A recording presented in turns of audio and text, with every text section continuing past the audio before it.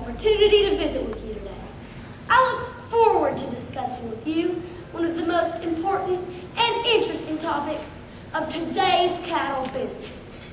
Yes, sir! Whether you're a seed stock producer, cow calfman, feedlot worker, or a kid with some feeder cows like me, we all have a common problem.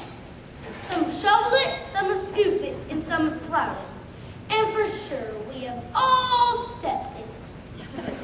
My name is Walker Carson, and I'm a 5th grader from Turkey, Texas, and a member of the Valley FFA. If you haven't guessed it, the important topic I'd like to tell you about today is cow manure. That's right, poop, dung, whatever you want to call it. Feedlots have piles of it, farmer crops love it, environmentalists rally against it, and my mom hates it when I track it in the house. It's a necessary evil in the cattleman's life. Now you may ask, how can I cure your manure problem? How can I make everything better? Well, the fact of the matter is, you hold the cure in your very own hands. Manure can be useful if it breaks down in our pastures and supplements the grasses, but that takes time. We have to use an accelerator, something to speed up the process for us, something we already possess. Well, ladies and gentlemen, I'm here today to tell you that the remedy for our manure problems is our friend, the scarabidity, otherwise known as the dung beetle, roller beetle, or tumblebug. The dung beetle is a hero in the world of cattle manure. We have probably all seen them and turned up our noses at them. I'm here today to tell you how important they are to our business. Dung beetles actually feed on manure, use it to provide housing and food for their young. This activity improves nutrient cycling, pest management, soil structure, and forage growth. Not to mention it gets rid of the manure. Manure is the breeding ground and incubator for horn flies and face flies, two economically critical pests of cattle. According to Dr. Truman Fincher, entomologist at Texas A&M University, rangers spend over $800 million per year in controlling flies and intestinal parasites in livestock. You see, female horn flies lay eggs in fresh manure. A single manure pack can generate 60 to 80 horn fly adults if protected from insect predators and competitors like dung beetles.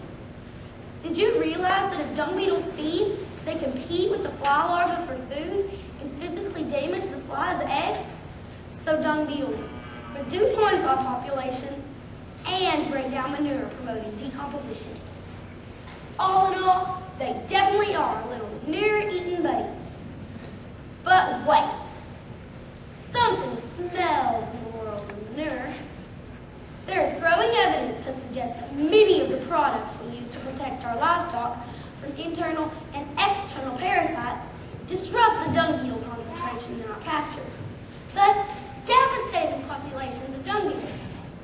There is also evidence that some of the products affect the dung beetles more, and some do not adversely affect the populations at all.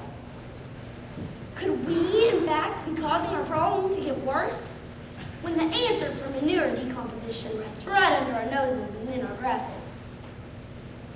Ladies and gentlemen, I have given to you today a remedy for your manure concerns. I encourage you to embrace your manure. It's an important part of our business, and if properly managed, an asset to our operation by supplying much-needed nutrients. Using dung beetles more efficiently in agriculture could save U.S. farmers and ranchers up to $2 billion per year. According to one USDA scientist, they help with improving grazing land, recycling the nitrogen normally lost to the atmosphere, and reducing the populations of blood-sucking flies around livestock.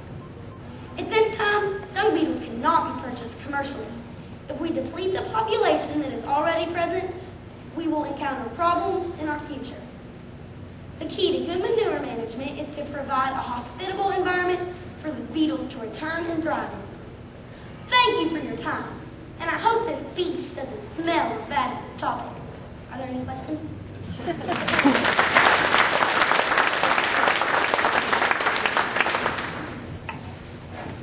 Walker, I was looking at your steers while you were talking, and it looks like somewhat of an exotic breed you've got there. Tell us what breed, what crossbreed of steers you've got there, and why you chose this particular breed. Well, these are a Gelby Brondby Angus cross, and I chose them because my family has raised them in our ranches for several years. Good morning, Walker.